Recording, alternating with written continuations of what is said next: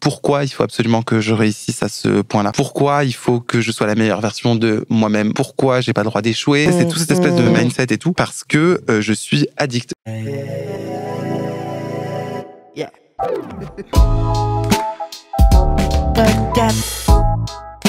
Podcast. Salut, c'est Juliette Katz. Bienvenue dans le podcast, l'émission qui refuse de se taire. Ici, les conversations ne suivent qu'une seule règle, aucune. Des sujets qui divisent, aux vérités qui dérangent.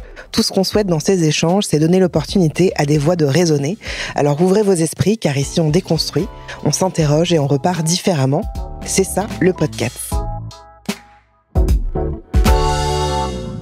Notre invité du jour a dû composer très jeune avec le rejet, l'addiction, une relation complexe à son corps et un besoin viscéral de tout contrôler. Dans cet épisode, il nous raconte comment la passion et la volonté farouche de réussir l'ont aidé à transformer ses failles en moteur créatif, quitte à pousser son corps et son mental dans leur dernier retranchement.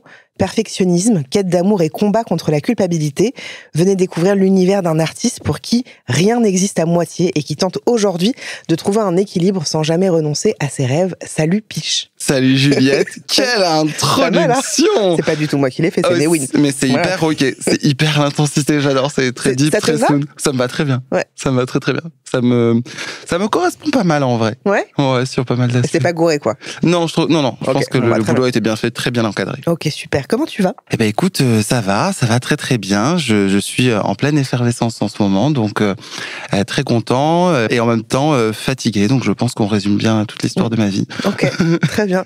Nous, on se connaît pas. Enfin, on se connaît pas personnellement. On se connaît pas personnellement. Mais ce que tu me disais en off, c'est que tu me suis depuis hyper longtemps. Genre, t'es l'un des premiers de Coucou les Girls, visiblement. Donc merci beaucoup. Un peu fangirl. Oui, mais je crois qu'on s'était écrit. Tu m'avais pas dit un truc comme ça. Il y a moyen. Mais moi, je te suis aussi depuis un petit moment. Donc, c'est toujours bizarre ce truc où on se suit, on se connaît pas, mais on a l'impression de se connaître un peu. Et... C'est un truc bizarre des réseaux. Ouais. Je suis encore dans ce stade où tu rencontres quelqu'un et tu sais pas trop. Bah, bien sûr. Ça va que je suis pas du genre introverti, quoi, mais t'as pas l'air non plus très introverti. Non, ça va. Non. Ça va. Est-ce que tu peux te présenter, nous dire ce que tu fais dans la vie? Yes. Moi, c'est Piche, du coup, mon nom de drague, pour ceux qui me connaissent pas dans la vie. Du coup, je suis chanteur, principalement. Du coup, en tout cas, c'est ce que je fais maintenant et je le fais en drague. Très bien. Il y a 3 petites questions dans le podcast avant de commencer vraiment, j'allais dire l'interview. Si tu devais choisir le titre de ton autobiographie aujourd'hui, ce serait quoi? Oh, waouh. Tu te démerdes. Du mascara et des larmes. Ok. Pourquoi? Parce que le mascara en tout cas, est très à l'image des paillettes qui se trouvent dans ma vie, du show-off et tout ça. Et les larmes... Tu pleures beaucoup? Non. C'est assez rigolo. Non, je pleure pas tellement que ça. Alors pourquoi du mascara et des larmes? Je dirais que c'est plus intérieur. Ok. Tu pleures intérieurement? Ouais, ça m'est arrivé. Ça m'est arrivé plein de fois et tout. Donc, même extérieurement, hein, c'est juste que je suis pas du genre, moi, la vulnérabilité, c'est tout un chapitre. Donc, du coup, j'essaie de pas trop, je monte pas trop dans les gens, c'est pas trop mon truc. Okay. Et les seules fois où je pleure vraiment, je pense en vrai, ça s'est vu sur l'émission Drag Race. C'est rare, c'est fou que les seules fois où je pleure, ce soit finalement devant des millions de gens.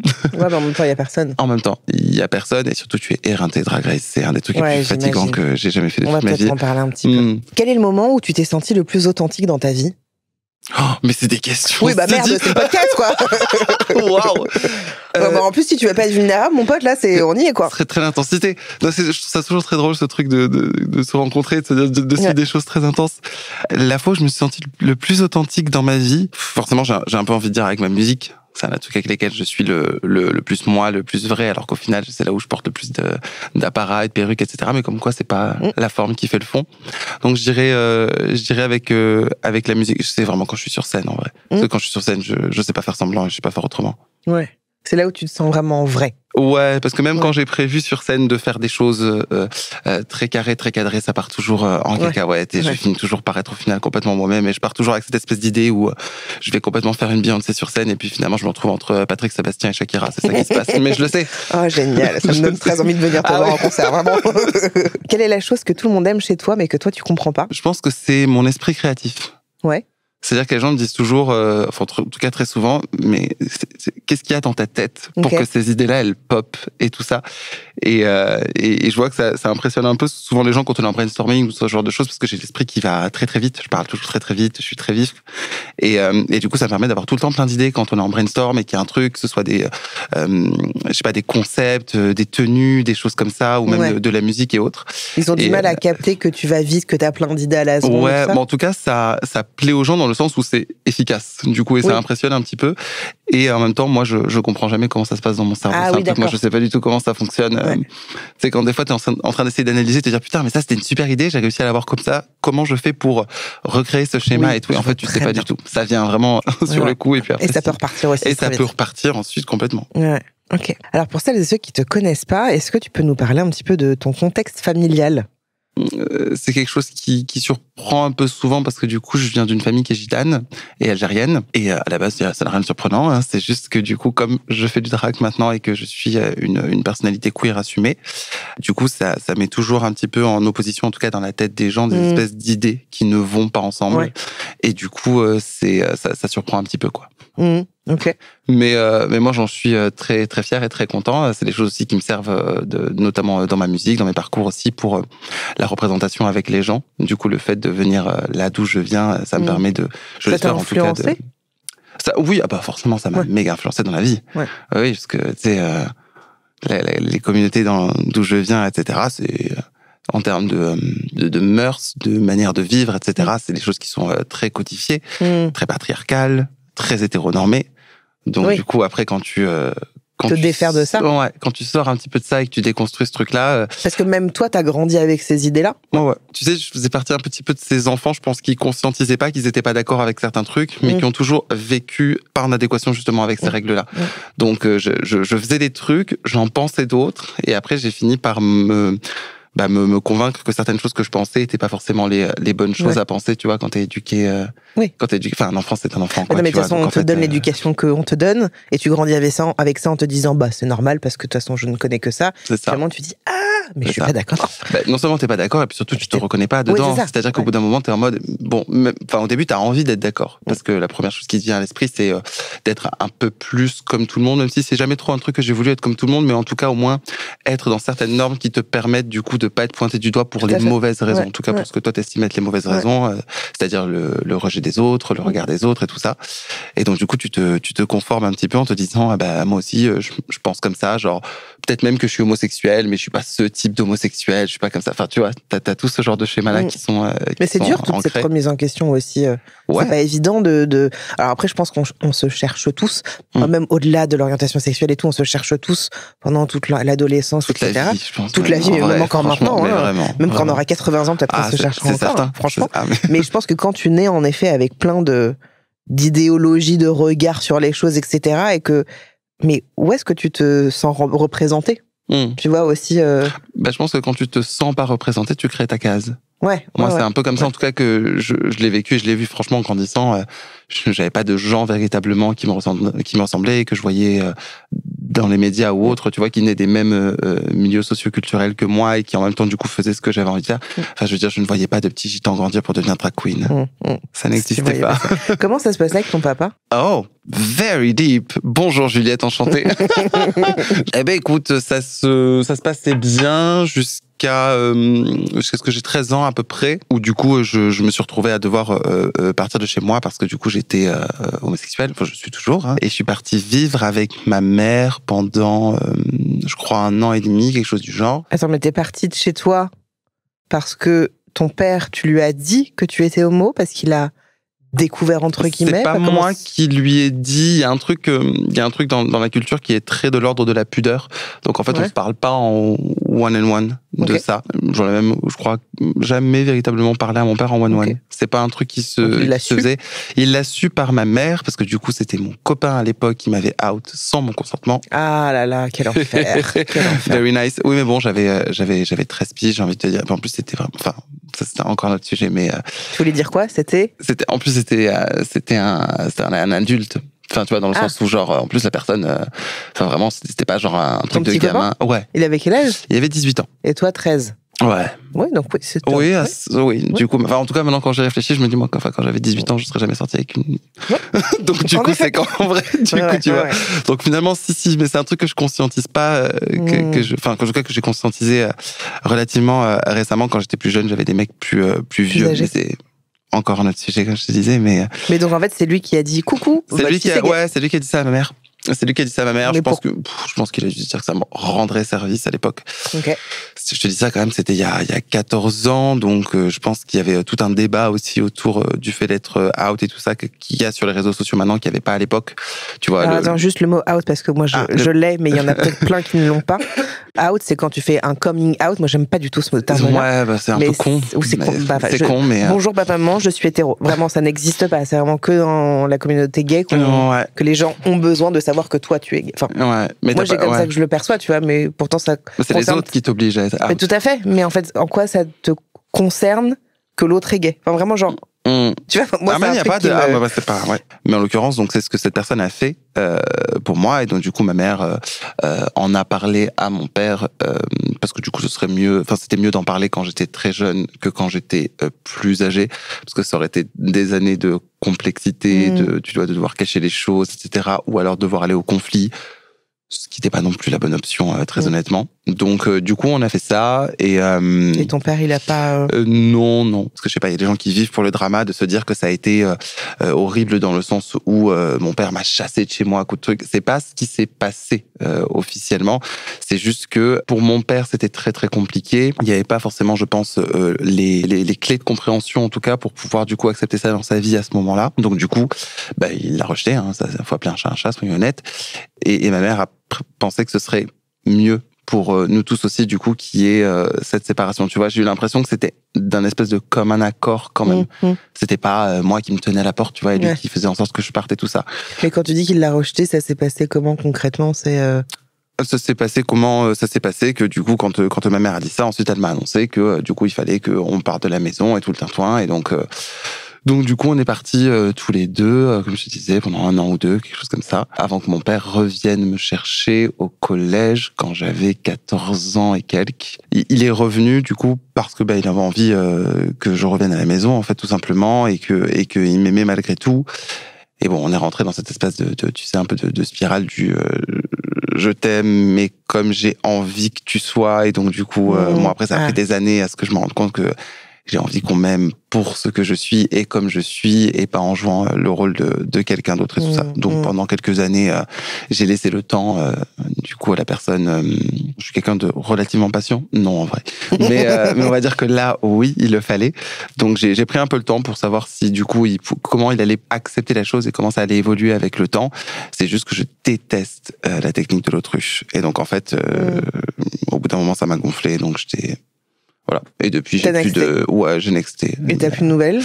Non, ça doit faire. Enfin, j'ai plus de nouvelles. J'ai une famille qui est en contact, etc. Donc, je sais comment la personne va, etc. Et je sais que, mais j'ai pas eu de contact avec lui, je sais pas, depuis 7 ans, 8 ans, peut-être. Et lui, il a essayé? Il a essayé de rentrer en contact? Pas spécialement, non. Ok. Ça a été difficile pour toi d'accepter de dire là, je veux plus, je peux pas? En vrai, tu peux pas dire que non. C'est jamais facile de faire ce genre de choses, tu vois, mais la différence, c'est que moi, j'ai eu l'impression que j'avais laissé mon père 2 fois. La vraie première fois où je l'ai perdu, c'est quand j'avais 13 ans. Il y a un truc qui est comme ça. Tu peux pas ça se répare pas. On peut avancer avec les choses, etc., mais ça, c'est jamais fixé, ce genre de truc-là. Donc, si tu veux, la deuxième fois, quand c'est moi qui ai pris la décision, du coup, que ça s'arrête complètement, c'était pas plus simple, mais il y avait une part de moi qui se disait, c'est déjà fait. D'une certaine manière. Oui, Ça fait 10 ans. Ça fait 10 ans, c'est juste que là, maintenant, tu prends la décision d'officialiser un truc qui est officieux depuis des années. Sauf que, je te dis, la technique de l'autruche, je sais pas faire semblant d'avoir une relation avec les gens, je sais pas. Et tu lui as dit ça, tu lui as dit, moi, je peux pas, là, c'est trop dur. Oui. Et il a su réagir. J'ai envoyé un message. Parce que comme je t'ai dit, on se parle. Il y avait pas de trucs comme ça. Donc, c'était un message, mais relativement bienveillant, parce que j'ai envie de croire que la bienveillance attire la bienveillance, et j'ai pas envie de rendre, tu sais, les gens qui sont un peu genre, je rends ce qu'on m'a fait. C'est pas du tout ma came, je suis pas comme ça. Donc, j'ai préféré vraiment laisser un message très, ce que en tout cas j'estime être bienveillant en disant à la personne que c'était triste pour elle en fait surtout, parce que du coup elle va passer à côté de plein de choses et de plein de personnes qui sont merveilleuses dans la vie et que j'espère du coup qu'il arrivera un jour à accepter tout ça pour voir toutes les belles personnes qui l'entourent. En tout cas comme moi, je décidais de vivre dans cette ville-là et pas dans l'autre. Et toi, t'as réussi complètement à mettre cette distance et à dire c'est lui qui passe à côté de quelque chose, pas moi. Moi ça là-dessus mais je t'admire de ouf, mais tellement. Je te jure, moi je sais pas être comme ça. Ouais. Ah ouais. Alors moi je me dis tout le temps, mais c'est moi, mais attends, mais j'ai fait une connerie. Bon oui, on va arrêter, mais je vais quand même m'excuser. Tu sais, il y a toujours ce truc où je me dis que c'est moi la merde. Jamais de la vie.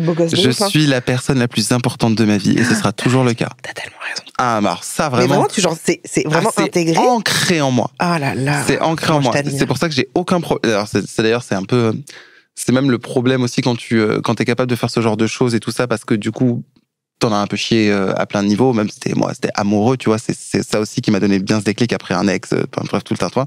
Encore une autre histoire, une fois dès 14h30.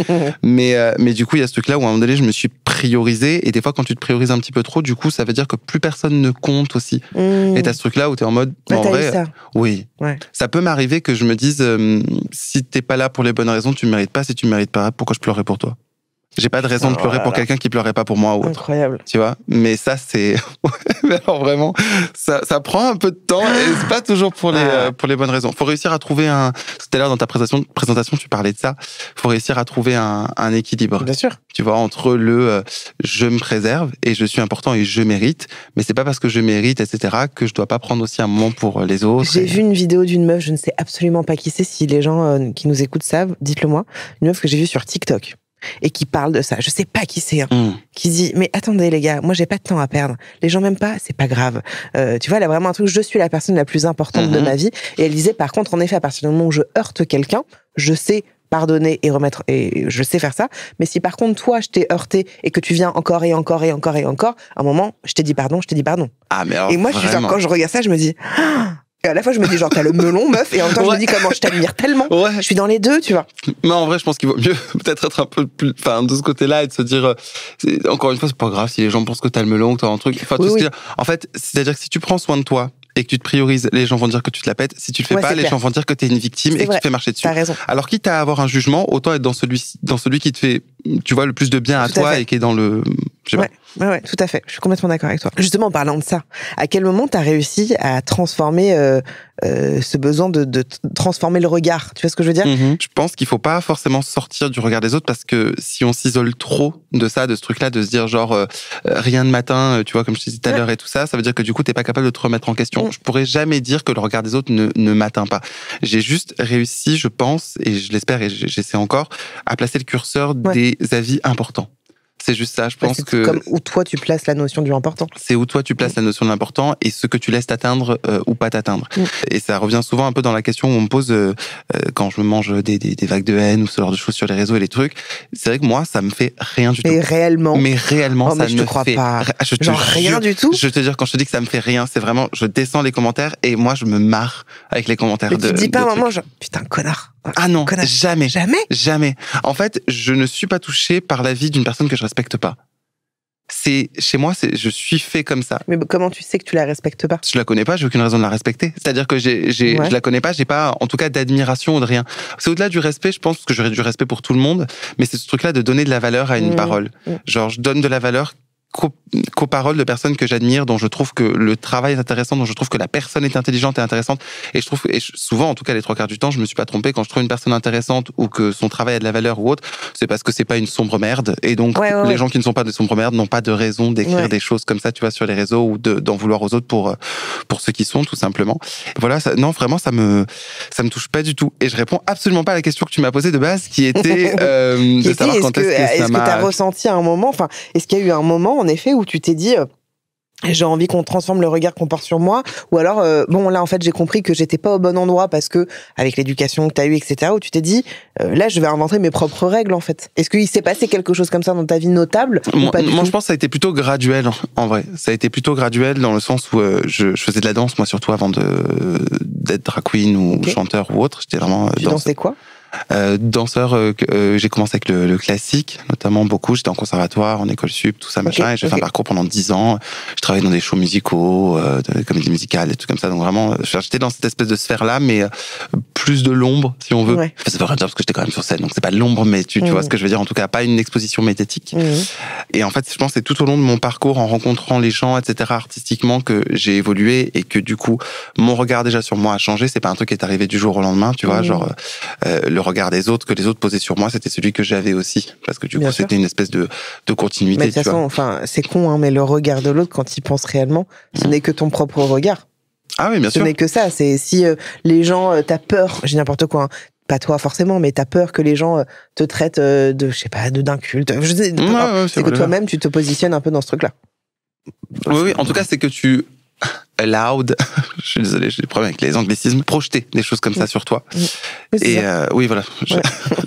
Tellement c'est simple. Je prends juste pour Affida Turner du pauvre. Et moi, je crois beaucoup à ce fake it until you make it. Et je pense que ça marche dans tous les sens. C'est-à-dire que tu peux faire croire aux gens que tu es n'importe quoi si tu y crois d'une certaine manière, mais eux, ils peuvent aussi te faire croire à n'importe quoi si tu les laisses te faire croire. Oui, c'est vrai. C'est vraiment une espèce de petit duel, tu sais, de combat un peu inconscient comme ça, où du coup, c'est soit toi qui projettes, soit les autres qui projettent sur toi. Et il faut, enfin, je sais pas. En tout cas, il y a un moment donné où je me suis dit, je pense, j'ai pas un souvenir spécifique de ça. C'est un moment. Mais je sais que il y a cette philosophie qui s'est ancrée en moi depuis des années d'être celui qui provoque et pas celui qui subit. Je serai pas spectateur de ma vie, jamais. Et du coup, je mène les rênes d'absolument tout, parce que je ne laisserai pas quelqu'un d'autre. T'es perfectionniste de ouf, non? Ah non, mais c'est très. T'as besoin de contrôler beaucoup. Je préfère que ce soit moi plutôt quelqu'un d'autre. Quand c'est les autres qui le font, c'est souvent la merde. Ah ouais. Même quand tu leur dis, bah, faites-le, moi je vois ça, faites-le. Ça dépend qui est au bout du faites-le. Ok. Ça dépend qui est au bout du faites-le. Il faut trouver ces bouts de faites-le, si je puis dire. C'est un peu ça, tu vois. Il faut réussir à les trouver. J'ai la chance d'être merveilleusement bien accompagné et d'être avec, j'ai des gens merveilleux qui m'entourent, donc en vrai, ça va. Mais c'est vrai que j'ai eu des périodes plus contrôle fric. J'ai l'impression que c'est beaucoup parlé de moi depuis tout à l'heure. En fait, c'est un peu le principe, mais c'est très le. Mais si tu veux, on peut parler des lapins. Non, mais alors j'aime beaucoup. J'en ai joué un dans un show qui s'appelait Fantasma, qui était un lapin très kinky où j'étais à moitié à poil sur un pot de fist pendant 1h30. Ouais, je t'en parlerai plus tard. Ah bah oui, je veux bien savoir parce que ça m'intrigue un peu. J'aime m'occuper des choses pour m'assurer que si jamais c'est pas bien fait ou qu'il y a un souci et que ça merde quelque part, c'est de ma faute. Et pas, tu vois ce que je veux dire. Je suis pas quelqu'un qui aime subir trop les aléas, même si ça fait partie de la vie et tout ça. En tout cas, j'ai moins de regrets quand je me dis que c'est moi. Tu veux que ce soit de ta faute parce que tu veux pas que les autres subissent quelque chose de négatif? Pas forcément. Je pense que là, c'est une démarche complètement égoïste. C'est de me dire que, par exemple, j'ai un truc. Je suis quelqu'un qui a beaucoup d'ambition. J'ai énormément d'ambition. Je suis quelqu'un. J'ai de la niaque. J'ai la dalle. Je peux te poser une question insupportable. Bien sûr, vas-y. C'est quoi avoir de l'ambition? Avoir de l'ambition, je pense, c'est avoir des rêves et mettre absolument tout en œuvre pour y arriver. Tout. Moi, j'ai sacrifié une grosse partie de ma vie pour mes rêves et pour ce que je veux faire. Ouais. Bien sûr. Sinon, je serais pas ici, à Paris, sous un temps de merde. Du coup, même si j'adore cette ville, c'est pas la question. Mais je serais pas ici si c'était pas le cas. J'ai une famille dans le sud de la France, je viens de là-bas. J'aurais pu payer moins cher, avoir une vie tranquille, élever des chèvres dans une campagne. Il y a une grosse partie de moi qui se dit, est-ce que c'est pas le truc, finalement, est-ce que tout ça, tu vois, ça serait pas un peu plus simple si les paillettes, c'est cool, mais les chèvres. Franchement, on a tendance à les oublier. En vrai, on a tendance à les oublier et qu'est-ce qu'elles sont mignonnes. Mais c'est quoi tes ambitions du coup dans ta vie? Quand tu dis, moi, j'ai envie de faire ça, tes rêves, c'est quoi tes rêves? Bah déjà, il y avait la musique. Moi, je pensais pas que c'était un truc qui était atteignable, tu vois. Et je l'aurais pas fait si j'avais pas été en drague, d'ailleurs. Je pense. Non. Pourquoi? Parce que je me serais pas dit que c'était possible. Il y a ce truc-là où je suis quelqu'un j'analyse beaucoup les situations, les trucs comme ça. Je suis vierge ascendant taureau et avec un peu les TDAH. Pas du tout, Je suis moi pas du tout non plus, mais j'adore par contre tout ce qui tourne autour de l'astrologie. Alors que j'y crois pas, je crois en rien. Ah d'accord. Mais tu t'y connais un peu? Alors non, égoïstement, je connais un peu. Tu connais que le tien? Grosso merdo. J'allais te questionner sur moi, mais d'accord. Ah bah attends, c'est quoi ça dépend si jamais. Ascendant Scorpion. Ah alors vraiment j'ai aucune connaissance, mais je crois que les lions, en tout cas, vous êtes connus pour aimer être au centre, c'est ce qui se dit, je crois. Paraît-il. Un peu dans ce truc-là. Paraît-il. Mais c'est pas problématique, hein. Je veux dire, non, c'est pas comme si t'étais assis sur un endroit où il y avait écrit le podcast. Évidemment. Apparemment, vous êtes compliqués. Je comprends pas pourquoi. Mais je comprends pas pourquoi. Ma mère est Scorpion. Et pourtant. Déjà, paraît-il que tu prends l'ascendant à partir de tes 30 ans. C'est ce qu'on m'avait dit. Et les Scorpions, quoi, ils piquent. Ils pensent. Ouais, je pense qu'ils sont un peu. Oui, Ouais, je suis un peu comme je sais ça. pas. Bah, Non, c'est pas vrai. j'ai un ex-scorpion et une mère scorpion. Et pourtant, vraiment, ils ont rien à voir. Donc, Ouais, je me donc dis. tu vois. Je me dis rien. Mais par contre, je trouve ça toujours très drôle en société d'utiliser ces trucs-là quand tu sais un peu, tu vois. Je sais que les vierges sont un peu. Droite. Très carré, tu vois, très comme ça. Donc du coup, et les taureaux apparemment, c'est 2 signes de terre, donc c'est des gens très ancrés. Ouais. Apparemment, j'attends il y a des mots que je maîtrise pas. Non, mais tu vois, c'est des gens qui sont très terre à terre. Ouais. Voilà, c'est ça. Moi, je suis quelqu'un de très terre à terre. Okay. Donc les choses chez moi, elles fonctionnent par A plus B. Je suis très dans la logique et tout ça. Donc tu disais que la musique, t'en aurais sans doute pas fait. Non. Si t'avais pas été drague. Non, parce que du coup, en analysant la situation, je me disais, qu'est-ce que j'ai à apporter musicalement qui n'existe pas déjà?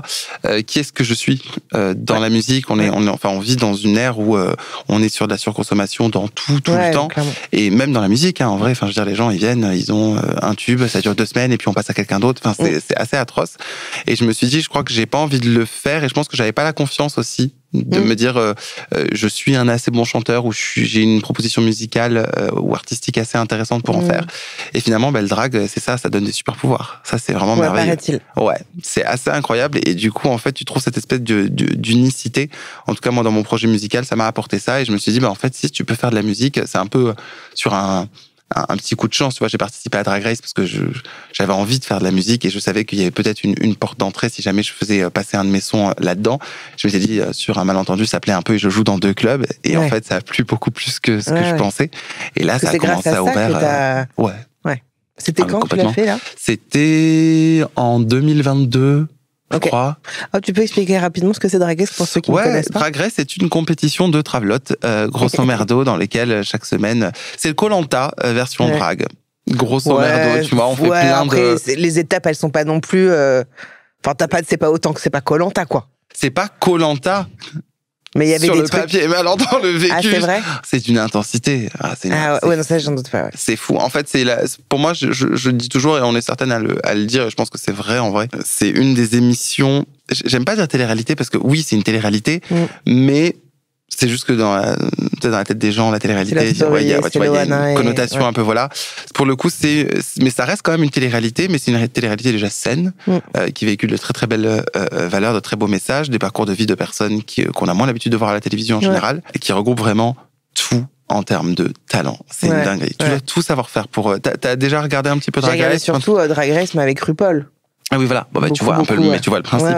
On doit se maquiller, on doit savoir s'habiller, faire des tenues à l'avance, apprendre une comédie musicale du jour au lendemain. Moi, j'ai lâché au bout d'un moment, mais comme je lâche des séries, hein, tu vois. Oui, donc, mais oui, je suis d'accord. C'est vrai qu'il y a un taf avec mon mec, on regardait. Mais c'est le taf de prépa, il est incroyable, quoi. Et ça, c'est que la base. En fait, ça, c'est le minimum. C'est ce que les gens s'attendent à ce que tu fasses quand t'arrives.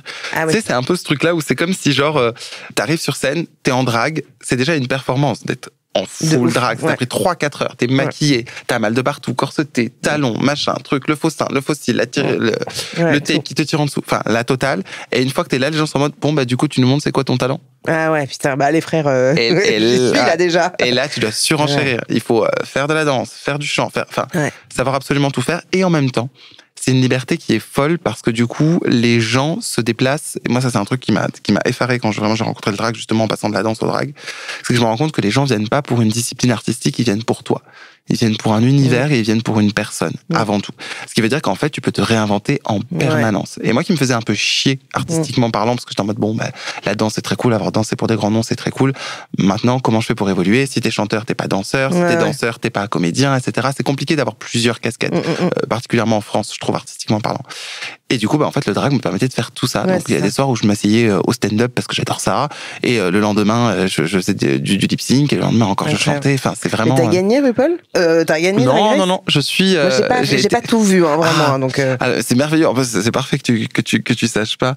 J'ai été éliminé, moi, du coup, de ma saison. Et je te spoil. Vas-y. Je te spoil, c'était il y a 3 ans. Oui. Et je suis revenu, en fait, via un défi. C'est des choses qui arrivent jamais. Enfin, en tout cas, ça arrive qu'une fois dans Drag Race France pour l'instant, et ça arrive rarement dans les autres franchises, où on fait des défis qui permettent de ramener des queens qui ont été éliminées. Et du coup, moi, je suis re-rentré dans l'émission, finalement, pour aller jusqu'en demi-finale. Ah ouais, donc, incroyable. Mon parcours, il est un peu atypique dans Drag Race. C'est pour ça aussi qu'il y a eu un peu tout ce truc qui s'est passé autour de moi par la suite, parce que quand je suis parti, les gens ont pété un câble sur Twitter. Ouais, c'était très intense. Incroyable. En vrai. Mais c'était très cool. Enfin, c'était cool. Moi, ça m'a fait plaisir de voir que je pensais pas que je serais soutenu à ce point-là. Ouais. Et au final, les gens ont tout transvasé du coup sur la musique ensuite et sur mes projets. Et donc, en fait, ils continuent de me suivre. Ils sont là dans mes délires. C'est génial. Vraiment, Mais c'est vrai, je suis d'accord avec toi que, en fait, on regarde, bon, on est un peu sorti des questions de base. Ouais. Mais moi, je suis très comme ça, on va y revenir. Les apartés. On va y revenir. Ouais, quand on regardait avec mon mec, alors tu dois connaître, je crois que c'était, j'ai pleuré. Moi, pleurer devant un écran déjà, jamais de ma vie. Elle avait fait un truc avec son chapeau. Elle l'avait retiré comme ça avec plein de pétales. Sacha Velour dans la saison 9 de... alors ça, c'est un moment de pop culture maintenant. Ah non, mais voilà. Maintenant, c'est devenu un moment de pop culture. Mais ça m'a fait pleurer. Ouais. J'ai trouvé que c'était un poème. Ouais. J'ai trouvé ça incroyable. L'attitude, un truc, j'étais genre... Wow, putain, c'est fort, quoi. Ouais, mais Sacha Velour, elle est particulièrement douée, particulièrement du coup connue aussi pour ses performances scéniques et tout ça, pour ce qu'elle dégage. Et ensuite, elle a mis un standard dans Drag Race depuis qu'elle a fait ce truc-là. Ouais. Faut savoir que du coup, maintenant, dans les lip-sync qu'on fait à chaque finale, genre de truc, on est obligé de mettre genre une espèce de gag un peu comme ça. Et maintenant, c'est l'escalade du truc le plus ouf qui va se transformer, de l'encre qui va couler du bordel. Enfin, maintenant, c'est devenu un vrai standard depuis qu'elle a fait ça. Ouf. Ouais. Mais vraiment, encore une fois, j'ai pas regardé jusqu'au bout, mais même j'ai regardé un peu avec Nikki et tout, c'est ça, c'était Nikki qui faisait... attends, moi j'avais regardé parce que une fois, il y a Cam qui m'avait maquillée. Je crois que j'avais fait un shooting avec... Oui, j'avais vu ça. Oui, avec les cheveux, ouais, exactement. Et donc, son mec Christopher, oui. m'avait... Pas Christophe. Ouais. Les deux. Ouais. Et du coup, j'avais regardé parce que Cam, elle a fait. Elle a fait bien sûr. Voilà, j'avais regardé. Elle a fait la saison 1 de Drag Race France. Ouais, après, j'ai eu la flemme. Mais ouais. Je comprends. Je suis parti de la 2, je le prends personnellement. C'est hyper mais je vais le regarder maintenant. Non, mais je vais le faire, je suis obligée. Et en vrai de vrai, c'est le moment où on se la pète. La saison 2 est une des saisons les mieux notées, en vrai, sur IMDb, de toutes les saisons de Drag Race ever. Franchement, elle est franchement cool. Ok. Bon, pour revenir un petit peu à mes questions de base, pour ceux qui te connaissent, du coup, et même dans ce que tu nous racontes là, on ressent, mais on l'a dit un peu plus tôt, un tempérament hyper exigeant, voire très perfectionniste. Quand même, c'est ce que tu me disais. Non, mais c'est hyper ok en vrai. Tu penses que ça vient d'où, cette volonté de ne jamais te contenter de la demi-mesure? La justice. Ok. Pour moi, c'est de la justice. Je me rends justice. Et c'est pour ça que je fais tout ce que je fais. Tu te rends justice? Genre parce que tu vaux ça? Déjà parce que je vaux ça. Et parce que... Parce que tu trouves que de faire à moitié, c'est pas te rendre... C'est pas le faire à moitié, c'est de pas faire tout ce qu'il faut pour être heureux. C'est un peu large comme terme, je l'avoue. Mais il y a ce truc-là de... quand la vie t'a enlevé certains trucs et tout ça, c'est injuste. Il y a plein de choses qui se sont passées dans ma vie, etc., que j'estime pas forcément trop juste et tout ça. Et en fait, du coup, je mérite au moins ça. Je mérite d'aller au bout de ce que je veux. Je mérite que certaines choses que j'ai envie de voir se manifestent, etc. Et pour ça, j'ai compris dans la vie, encore une fois, on en revient à ce truc-là d'être acteur ou spectateur. J'ai été spectateur pendant trop longtemps. Et en fait, j'ai compris. Je sais pas si j'ai compris, parce que ce serait prétentieux de dire ça, etc. Et j'ai envie d'assumer le fait qu'évidemment, j'ai encore beaucoup de choses à apprendre. Mais j'ai l'impression d'avoir compris que c'est toujours ceux qui se donnent à fond, etc. et qui laissent pas le choix aux autres, qui obtiennent d'une certaine manière, pas tout ce qu'ils veulent en tout cas, tu vois, mais la réalisation de certaines choses. J'ai compris dans la vie que si t'attends trop que les autres trouvent la porte, tu peux attendre très longtemps. Genre, il faut l'ouvrir toi, la porte. Sinon, elle s'ouvrira pas. Et une fois que tu l'ouvres, après, tu décides de ce qu'il y a derrière, souvent. Enfin, en tout cas, moi, c'est comme ça que je fonctionne. Il y a trop de gens qui te disent tu vas pas y arriver là-dessus, ça, tu pourras pas, etc., machin. Je laisserai personne jamais me dicter ce qui m'arrivera. Putain. C'est hors de question. Non, mais c'est beau. Ça, c'est hyper je sais pas si c'est beau, mais... Bah si, parce que c'est que t'es maître de ta vie, oui. C'est un peu con de dire ça, mais c'est vrai. Mais tu vois, je te rejoins sur un truc. En tout cas, de ce qui peut être maîtrisé. Ouais, bah bien sûr.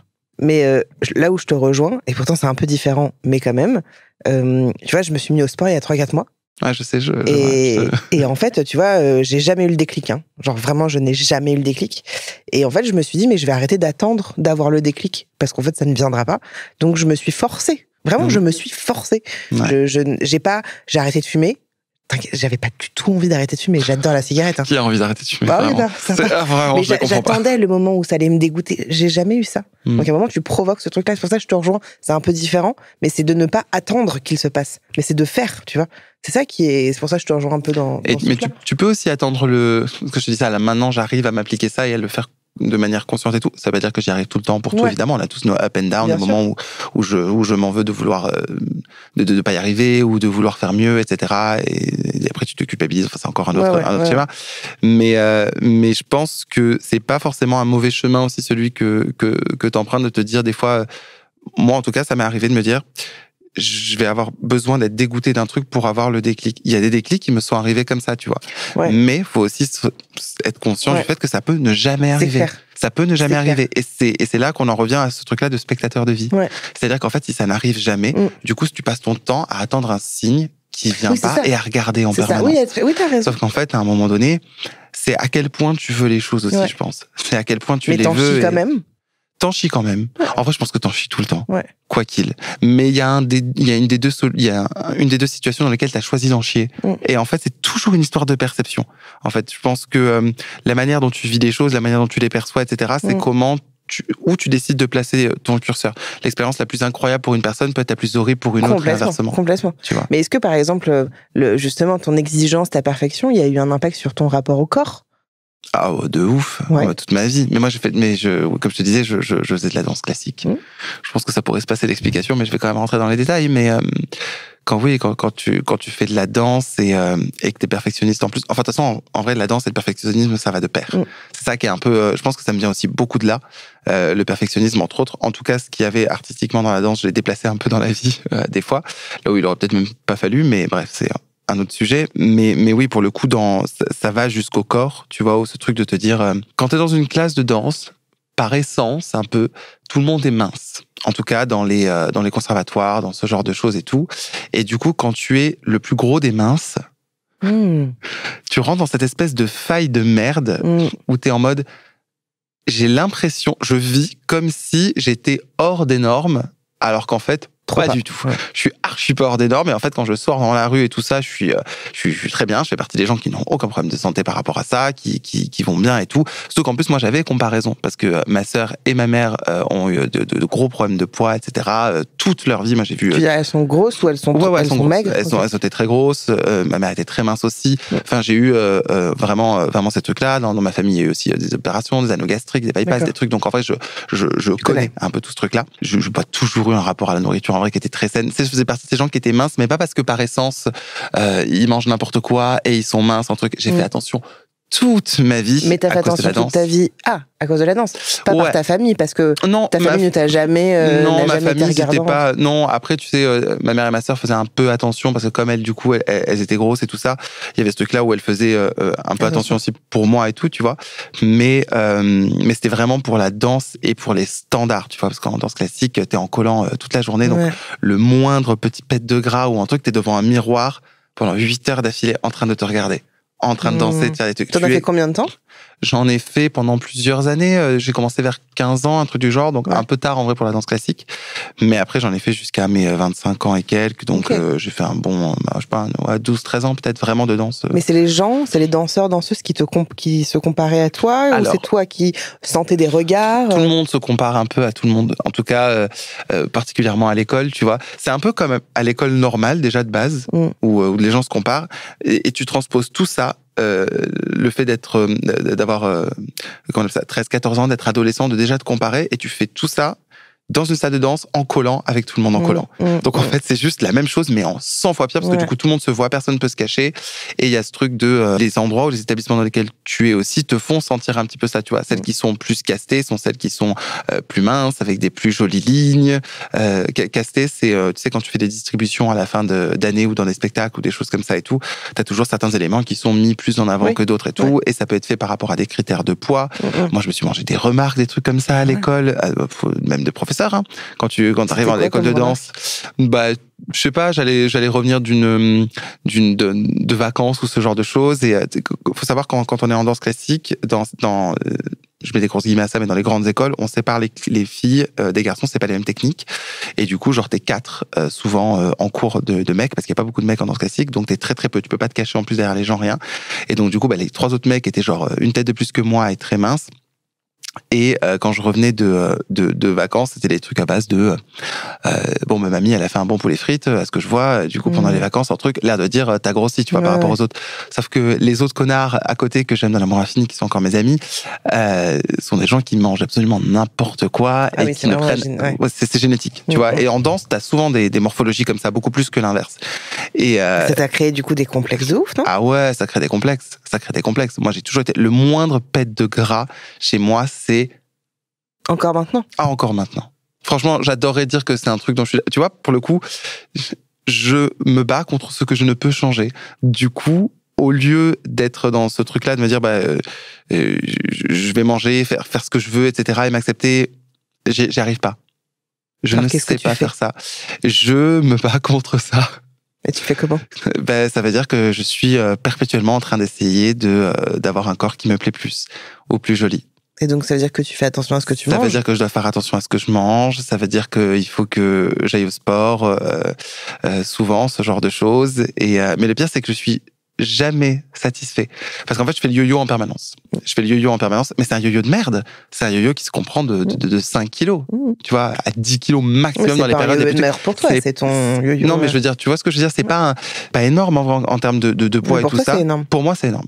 Donc on s'en fout des autres, là, c'est toi et toi. Ouais, mais je précise ça parce que souvent, t'as ce truc-là où les gens te renvoient à ça du fait que, c'est pas leur problème. Ouais, c'est pas leur problème. Enfin, tu vois, si je te dis, ah putain, alors moi je suis quoi? Moi je suis... Non, ça concerne pas l'autre, en fait. Ouais, mais les gens arriver à mettre de la distance avec ça. Mais en même temps, c'est complexe parce que je me trouve dans cette case où, pour la société, je suis bien. Je suis, dans un poids qui est, qui correspond en tout cas, au standard validé. Parce que qu'on a, ça veut rien dire en effet, mais validé par les autres. Et du coup, en tant que personne avec un poids validé, je ne devrais pas me plaindre. Je devrais pas me plaindre et je devrais pas dire que je me trouve comme ça ou comme ça parce que, entre grosses guillemets, il y a des gens qui auraient plus de matière à se plaindre, ce qui ne veut rien dire. Parce qu'il y a des gens qui sont plus gros que moi et qui sont beaucoup mieux dans leur corps que moi, et tant mieux. Et tu vois, tu disais tout à l'heure que t'appréciais que tu trouvais ça impressionnant, cette manière que j'avais à me placer là-dessus et tout. Moi, je suis en admiration totale devant les gens qui arrivent à accepter leur corps tel qu'il soit, et particulièrement quand il sort des normes. C'est un truc, j'ai beau être dedans. Aussi, moi aussi, je suis très admiratif devant. Je te jure, je vois des gens, des fois, qui postent des trucs et des machins, et je sais qu'ils font ça vraiment en étant en adéquation avec leur corps, en se disant, putain, je suis beau, je suis belle, ou whatever. Et moi, je suis en mode, mais je serais, si j'étais comme ça, je serais incapable de poster un truc comme ça en me disant, ouais. Et le pire, c'est que quand je regarde après, rétrospectivement, certaines photos où je me trouvais pas bien, maintenant, je suis en mode, putain, mais en vrai, j'étais gaulé. Tu vois? En fait, c'est super dur et je vois bien que c'est tellement pas un sujet de poids. Tu vois, c'est pas, que tu sois gros, maigre, anorexique, obèse, considéré comme quelqu'un de normal. En fait, le sujet n'est pas là. Tu vois, c'est vraiment un truc, mais je pense que les gens ont du mal à comprendre, c'est que le fait de se sentir bien avec soi, l'apparence, c'est quand même assez secondaire, tu vois. Quand ils pensent réellement, c'est pas toi ton apparence. Bah non. Tu n'es pas ton apparence. Ça fait partie de toi, c'est hyper important de se sentir bien avec son corps. Moi, c'est vraiment genre ma bataille, tu vois, mais en même temps, il y a quand même quelque chose où c'est quand même important de s'en rendre compte. Hier, j'étais avec mon agent, on avait exactement la même discussion, qui est mince, qui est trop belle et qui est fucked up, qui a des TCA, des troubles du comportement alimentaire. Bonjour. Et en fait, on en a tous, tu vois. Je parle pas tous, c'est pas vrai, mais il y a beaucoup de gens, tu vois, qui ont des problèmes avec leur nourriture, mais genre leur nourriture interne aussi, tu vois, de la tête et tout ça. Et bref, on sort un peu du truc, mais... Non, mais c'est hyper intéressant en vrai. Et je suis content d'avoir aussi ton avis là-dessus. En fait, moi, je suis très paradoxale avec ça, tu vois. Je suis, à la fois, je me déteste, si on doit parler de ça, je me déteste physiquement parce que, en fait, non, c'est pas vrai. Je me déteste pas, j'aime pas. Tu vois, j'aime pas. Quand je revois des photos de moi avant, je me dis putain, je me suis abîmée avec le temps. J'étais trop. En plus, tu me suis depuis longtemps, donc j'étais quand même plus mince, tu vois. Donc, tu vois, il y a tout un truc où je me dis mais putain, mais pourquoi? Je suis en analyse depuis des années, donc j'essaye de comprendre plein de trucs et tout. Et d'un autre côté, donc il y a ce truc où j'aime pas, tu vois, où je me dévalorise, où j'ai pas d'estime, où je me sens nulle, mauvaise, incapable, enfin tous les trucs qu'on peut trouver. Et d'un autre côté, je me dis, ça va en fait ça va, tu vois. Il y a des moments où je me dis, bon, t'es pas si chum. Et puis qu'est-ce que c'est au final? Qu'est-ce que c'est? C'est que de la représentation. Enfin, je sais pas comment dire ça. Non, mais t'inquiète, je capte. En fait, il y a des moments où je suis très tranquille, où c'est pas un sujet. Tu vois, genre mon corps, mon apparence n'est pas un sujet. Ce n'est pas un sujet. Je n'y pense pas. Je me dis pas, je me sens bien, je me sens pas bien. Je m'en balèque. Et qu'est-ce qui fait la différence entre ces moments où tu arrives à te dire ça et les moments où tu n'arrives pas à te dire ça? T'as l'impression que c'est une histoire de cadre, c'est une histoire de comment tu te sens dans ces moments-là? Ouais. Tu penses pas que c'est ça, toi? Il y a des moments où j'imagine que tu te sens bien dans ton corps. Ouais. Alors oui, mais c'est jamais... Des moments où tu t'en fous. Oui, mais alors, en vrai... Il n'y a jamais de moment où j'ai le même corps et où je me sens bien et pas bien.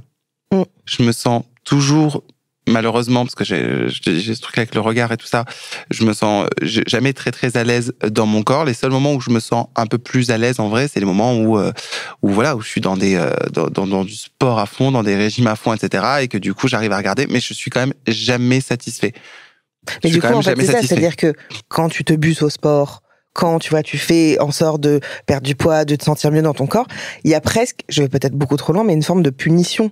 Je trouve, mais peut-être que je m'égare, tu vois. Mais je trouve que parfois il y a un truc de non, c'est pas assez bien. Je vais me buter à la salle, je vais vraiment tout donner pour ressembler à quelque chose. Enfin, je sais pas comment dire, mais je trouve qu'il peut y avoir un truc de la flagellation. Ouais, mais je pense que pour certaines personnes, il y a de ça. Moi, j'avoue, comme du coup le dépassement physique, je l'associe aussi, enfin tu vois, j'ai fait avec la danse, avec tout le truc, je le vois un petit peu différemment quand je vais à la salle.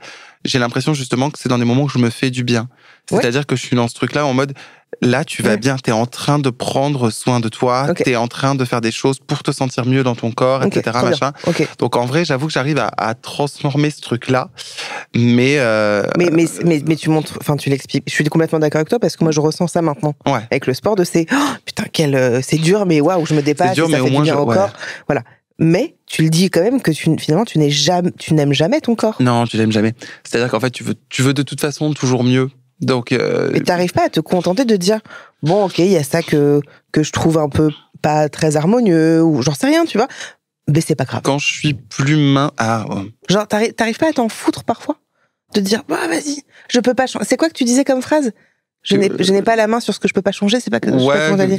Mais il y a des trucs que tu peux pas changer. Ah oui, non mais il y a des trucs que je peux pas changer, que j'ai intégrés, et les choses que je peux vraiment pas changer, c'est ok. Mais il y a des choses que je sais que je peux changer. Si demain je voulais faire 80 kilos de muscles, un truc, etc. Physiquement parlant, c'est faisable. Je pourrais me forcer à faire telle chose chaque jour, etc. Machin, ça deviendrait l'armée, etc. Ouais. Mais c'est faisable. Les choses que je peux vraiment pas changer. Demain, si je vais pas pleurer de pas faire 1m90. Je ne pourrai jamais faire 1m90. Ça fait partie des choses qui sont véritablement inatteignables. Le reste, non, tant que j'ai toujours la possibilité de me dire que c'est faisable. Ah, c'est fou, ouais. Bah, du coup, j'y vais. C'est dur, hein? Comment? T'es dur. Un peu. Mais c'est vrai, je trouve ça dur quand même. C'est un peu dur. Mais parce que tu sais, il y a ce truc-là où, peut-être pas que dans la danse, mais de manière générale, en tout cas, moi, c'est un peu comme ça que je suis. Et c'est un truc toxique que je vais dire, mais je n'arrive pas à m'enlever ce truc-là de la tête. C'est ce truc de te dire, pourquoi être à 80% toute ta vie alors que tu pourrais être à 95%? Oh là là, putain, tu m'énerves. Je sais. Et ça, c'est atroce. Mais ouais, mais parce que quand est-ce que tu te laisses tranquille aussi? Si je me laisse tranquille, c'est que ça va pas. Ah ouais. C'est plutôt l'inverse. Si tu me vois me dire en mode, c'est quoi? Je m'en bats les couilles, c'est machin. C'est que je suis, au contraire, c'est que genre là, j'ai commandé 4 Uber dans la journée, que il y a plus rien, que je bouffe comme jaja, je fais nimp, je vois personne et basta cosy et voilà. Mais donc tu l'as jamais prise en fait, t'es jamais dans un truc, t'as besoin, mais même quand on parle d'exigence et de perfection dans ton taf, c'est exactement pareil avec ton corps dans ce cas-là. Tu vois, il y a pas un moment où tu dis, c'est quoi, là j'ai pas envie de faire de sport, j'ai envie de manger je te parle pas de s'empiffrer de McDo. Là, le problème, t'arrives pas à avoir pas d'entre-deux. Ah ouais. J'ai pas beaucoup d'entre-deux. C'est très rare. Et genre, est-ce que c'est pareil dans ta vie? C'est-à-dire que t'as besoin... Oh, je suis quelqu'un d'extrême. Ah ouais, tu te fais chier vite, toi. Ah ouais. Ouais, ça se voit, putain. T'es tellement vierge. Non, pas du tout. Non, mais tu peux pas, genre, être dans une relation où c'est sympa. Non, peut-être relation, c'est un peu différent. C'est drôle que tu fasses le parallèle, mais en vrai, c'est hyper... Je crois qu'il y a que en relation amoureuse que je veux pas un truc de montagne russe. Parce T'as que je l'ai besoin trop d'une stabilité. eu. Ouais. Et ça, pour le coup, c'est parce que je l'ai trop eu, justement, et parce que je me suis rendu compte que j'étais comme ça à tous les endroits de ma vie, dont les relations, et j'étais très... Mais en fait, je suis fâché avec le bonheur, comme Suzanne dans Desperate Housewives. Et j'avais ce truc-là de me dire, en fait, tu vas bien, t'as toutes les raisons d'aller bien, et tu fous la merde. Enfin, pas en faisant quelque chose directement dans tes relations ou autre, mais en fait, tu sais, c'est... Je vais faire de la psychologie de comptoir à la con, mais je pense qu'il y a un truc où il faut s'autoriser à être heureux aussi, et et tu vois ce que je veux dire, et l'accepter, et se dire qu'on a on a le droit, etc., et qu'on mérite. Et je pense que pendant longtemps, moi, j'étais pas là-dedans. Et du coup, j'avais ce truc-là où je cherchais le drama. C'est-à-dire que même sans le créer, il fallait que je trouve quelque part pour qu'il y ait un truc, parce que sinon... Parce que pour moi, c'est en lien avec le truc de la méritocratie, je trouve. Peut-être que je vais beaucoup trop loin. Non, mais que pour moi, genre, c'est soit tu mérites de briller. Je parle pas d'être une star, hein. Je parle de briller, de réussir dans ta vie, d'être heureux, d'être épanoui, donc de briller, tu vois. Donc tu mérites ça, ou alors tu ne mérites pas, tu n'es qu'une merde. Et il y a souvent, je trouve qu'il y a un peu cette ambivalence, tu vois. Il y a souvent ce truc de, mais j'ai l'impression que je mérite pas, ou alors que je mérite grave. Ouais, mais c'est entre deux. Mais je sais pas, moi, alors après, du coup, je connais pas ta vie, mais de ce que tu parles, de ce que tu racontes, pardon, entre ton daron, tu vois, qui a été comme ça, et puis peut-être d'autres choses que tu racontes pas, et puis la danse, tu vois, où ça quand même, ça demande la rigueur la plus absolue, quoi. Enfin, tu vois, ça a l'air d'être un métier très, très, très difficile, danseur classique. Enfin, tu vois, t'es dans des trucs où, que ce soit ton père ou la danse, ça n'a rien à voir. J'ai l'impression que enfin, oui, peut-être. Oui, oui, j'imagine. Que dans les deux, on t'accepte pas. Tu vois, il y a quand même ce truc qui ressort. Ton père t'accepte pas dans ton orientation sexuelle, et dans la danse, on t'accepte pas parce que t'es le plus gros des plus minces.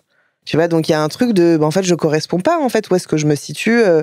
Il y a plein de moments de vie où je me suis pas forcément senti, justement, comme tu dis, c'est même pas juste accepté, parce que j'ai été accepté, tu vois, dans la danse ou ce genre de choses, dans les endroits où j'allais et tout, tu vois. Mais en effet, quand t'as l'impression de pas être... validé ? Ouais, validé dans les bons schémas, etc., tu vois, pour que certaines choses fonctionnent et tout ça, bah, du coup, c'est encore une fois cette histoire de porte tout à l'heure, en fait. Du coup, je laisse pas le choix aux gens, donc je fais absolument tout ce qui est en mon pouvoir, du coup, pour... Mais tu te laisses pas le choix non plus à toi ? Non, je me laisse pas le choix. Mais parce que, du coup, j'ai aussi cette espèce de phrase qui me revient souvent de me dire si jamais certaines choses ne sont pas atteintes comme tu les voulais, etc., parce que tu as fait tout ce que tu pouvais pour et que tu as vraiment tout donné et que ça n'arrive pas, c'est pas grave. Dans le sens où tu peux pas aller contre la vie non plus. Je suis pas complètement folle, et il y a un truc de je comprends qu'il y a des choses qui sont indépendantes de ma volonté. Oui. Par contre, que certaines choses ne fonctionnent pas parce que j'ai pas fait ce qu'il fallait, alors que je pouvais. Ok, mais du coup j'ai une question. Là, j'ai peur d'être un peu plus... Vas-y, c'est ok. Ça veut dire quoi l'échec ? Et ça veut dire quoi la réussite dans ce cas-là ? L'échec, pour moi, c'est l'abandon. Genre t'as abandonné quelque chose ou t'as... ça veut dire du coup pas aller au bout de quelque chose que je voulais faire par peur ou par flemme ou parce que c'est trop difficile, etc. Tout ça, pour moi, ça, c'est des échecs. Okay. C'est-à-dire que si demain, je décide consciemment d'abandonner telle chose et que je suis bien et que je suis en accord avec ça, t'es aligné. C'est pas un échec. Ah oui, je suis aligné. C'est pas un échec. J'ai eu fait de la danse classique, comme je te disais, et tout ça.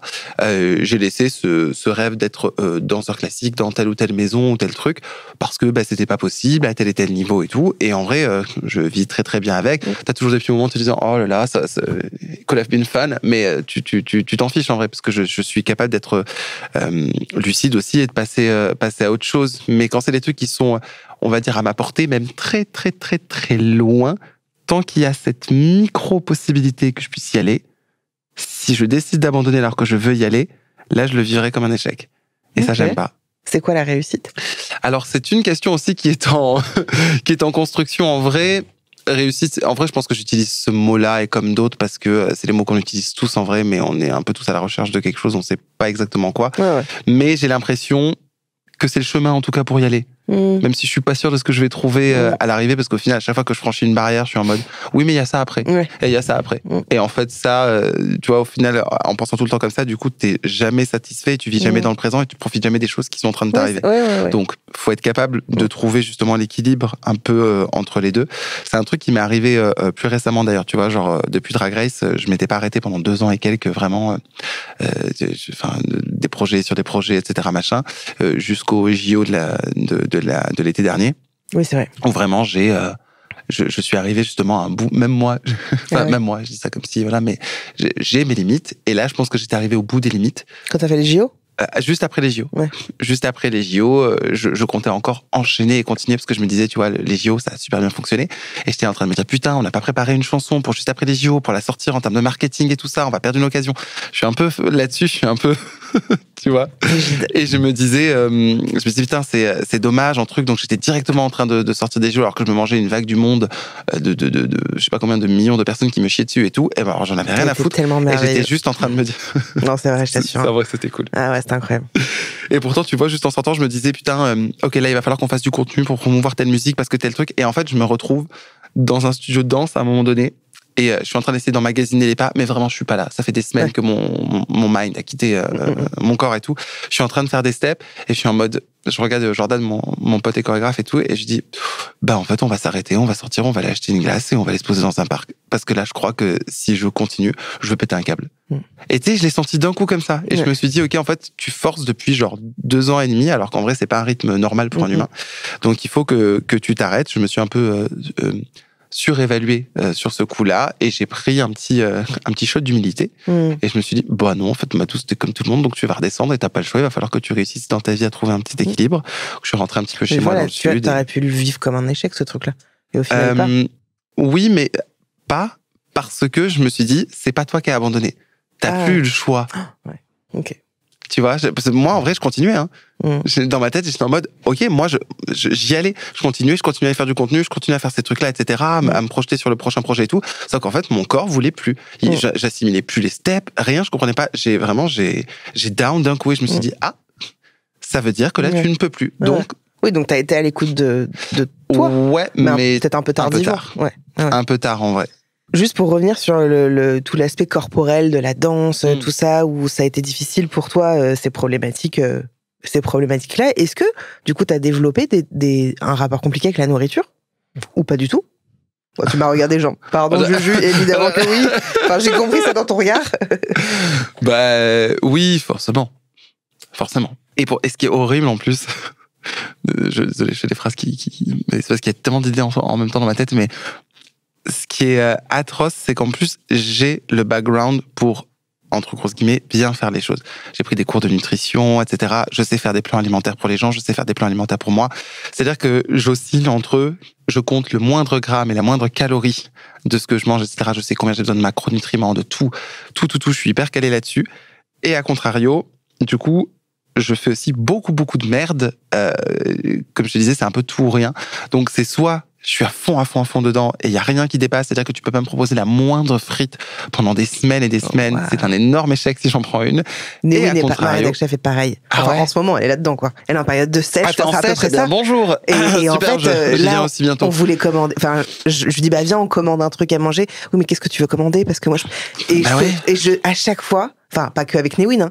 Mais les gens qui sont là-dedans, je suis genre, mais vous avez une force. Ouais. Et en même temps, j'ai envie de vous dire, mais arrêtez. Et en même temps, j'ai envie de vous dire, mais putain, c'est trop bien.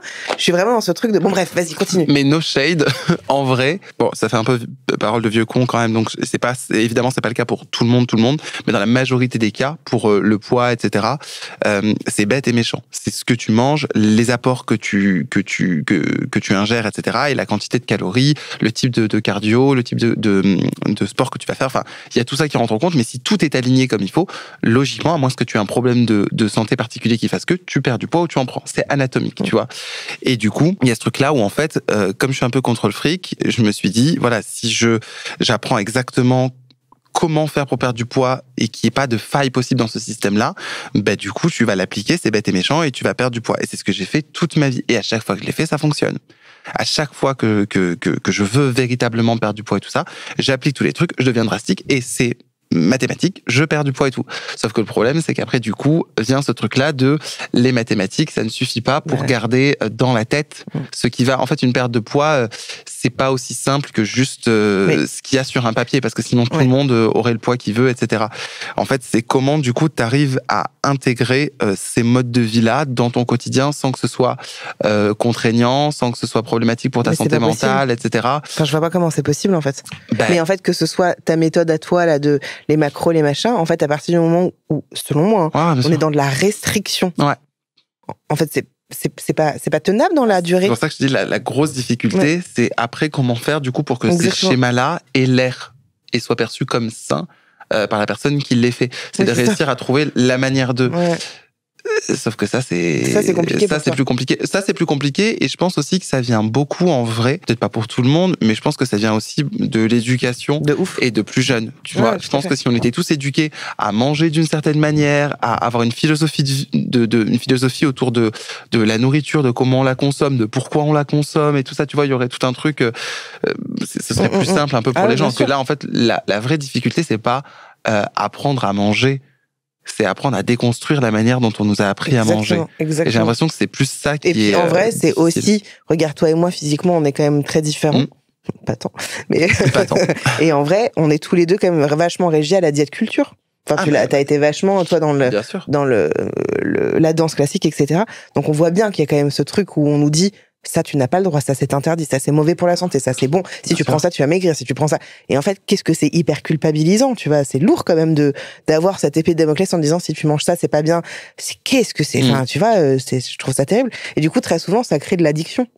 Quelque part. Toi, tu te sens addict, en fait? Tu sens que t'es dépendant Enfin, dépendant, on est tous dépendants. Tout. C'est vrai, t'as des trucs de dépendance. Ouais. À quoi? Parce que quand on parle souvent d'addiction, on parle de substances et tout, tu vois. Et en vrai, moi, je préfère toujours parler de comportement. Je ne lis jamais, par exemple. Je suis pas du tout quelqu'un de bouquin. Et toi, je crois que ça t'est venu récemment. Bon, moi, j'y suis partie. Ah, t'y es partie, du coup? Je suis rentrée dans la lecture à fond.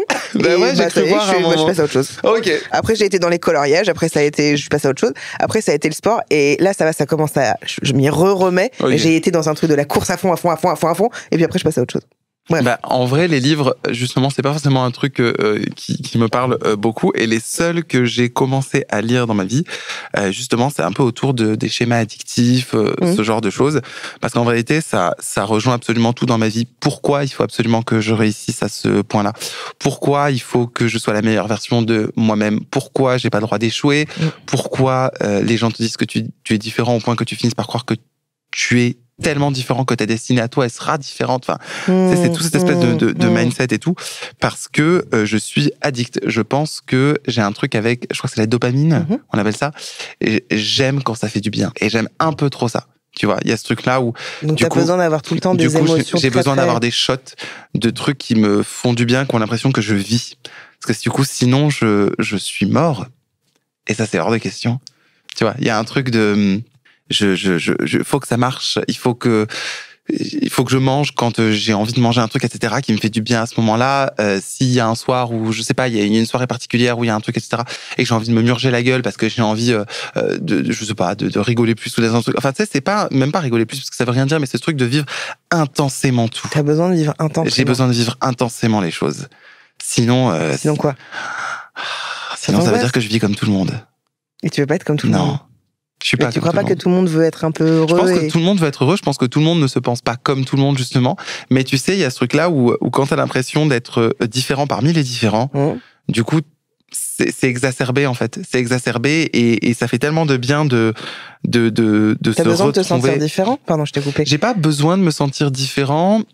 Je pense que j'ai fini par l'intégrer à force que du coup les gens me le renvoient, tu vois. Même dans ma manière de penser, dans les trucs, même au-delà de juste ma sexualité ou autre, tu vois, il y a plein de trucs où je sentais que je réfléchissais pas forcément comme tout le monde sur plein de trucs. Enfin, je déteste en plus les gens qui ont cette espèce de... Mais tu sais, je crois qu'on est tous pareils en vrai. Ouais, c'est ça, parce que c'est ce que j'allais dire. Parce que moi, je suis exactement pareil que toi, et en fait, je pense que l'autre se sent exactement pareil que nous. Je pense qu'on est un peu tous pareils. Et du coup, t'as la sensation que tu dois vivre les choses peut-être pas différemment, mais tu vois, t'as pas envie... Mais en fait, tu sais, le truc de je fais une comparaison hyper lointaine, mais tu sais, les gens qui disent « j'ai besoin de me sentir vivant », en fait, ce sentiment-là, il peut être fait partout.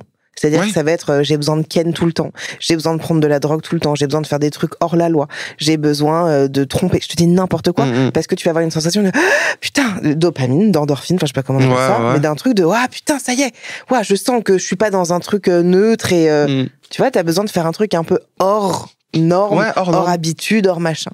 Et c'est vrai que ça se ressent vachement chez toi, que t'as ce besoin intensément de... Je veux vivre des choses exceptionnelles. Parce que les choses exceptionnelles, elles arrivent à une personne sur 1 milliard. Et tu te dis, ah putain. Et tu veux être la personne sur 1 milliard. Ouais, bien sûr que t'as envie d'être la personne sur 1 milliard. Ah ouais? Tu veux être celle-là parce que la vie, elle est trop courte, elle est trop complexe. Qui dans Harry Potter n'a pas envie d'être Harry Potter?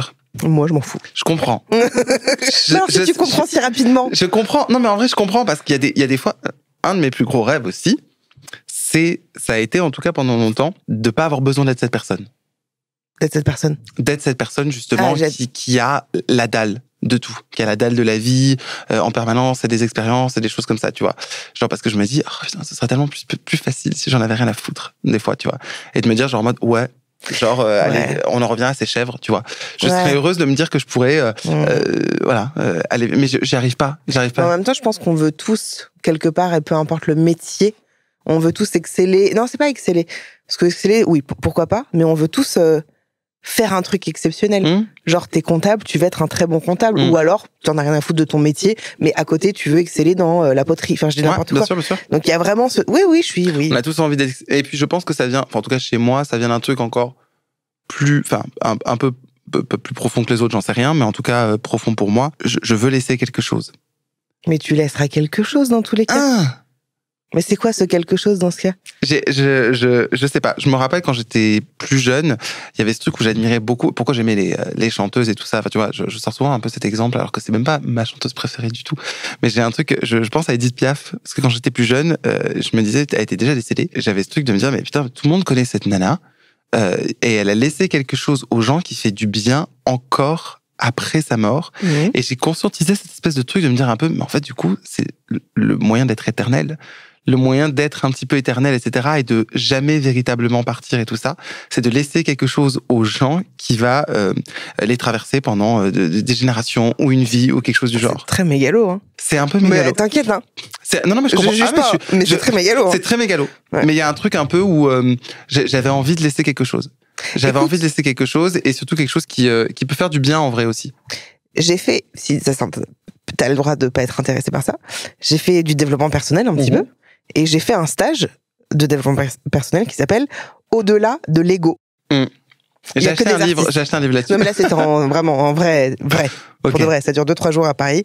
Alors, je sais pas si ça existe encore, mais t'avais que des artistes, que des gens que tu connais. C'est un truc du bouche à oreille, il est pas sur Internet, c'est un coach. Voilà.